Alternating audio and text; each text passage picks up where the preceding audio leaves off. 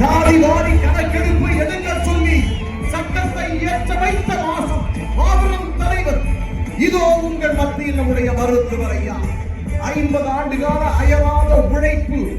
இப்பொழுது வன்னிய சங்க கொடியை ஏற்ற போகிறார்.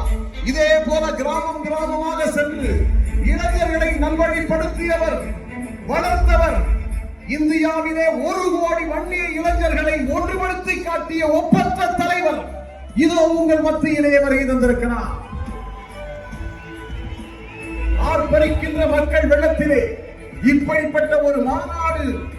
அந்த மாநாட்டிலே இதோ நம்முடைய காவலர் தெய்வம், நமக்காகவே உழைத்தவர், 50 ஆண்டு காலமாக உழைத்தவர், இறுதி வரை உழைப்பேன் என்று சொன்னவர், இடஒதுக்கீட்டை நமக்கு மட்டுமல்ல அனைத்து சமுதாய மக்களுக்கு வாங்கி கொடுப்பேன் என்று சொன்ன அற்புத தலைவர் நம்முடைய காவல் தெய்வம், தமிழ போராளி மருத்துவர் ஐயா அவர்கள் இதோ வருகிறார். ஆர்ப்பரிக்கின்ற அலைகடலான மக்கள் வெள்ளத்தின் முன்பாக நம்முடைய கொடியை, ஈனமான கொடியை, பட்டொலி வீசி பறக்கக்கூடிய கொடியை ஏற்றுவதற்காக மருத்துவர் ஐயா அவர்களும் மருத்துவர் அன்புமணி ராமதாஸ் அவர்களும் மாநாட்டிலே இருக்கக்கூடிய மக்களை பார்த்து கையசைத்து வாழ்த்துக்களை தெரிவித்துக் கொண்டிருக்கிறார்கள்.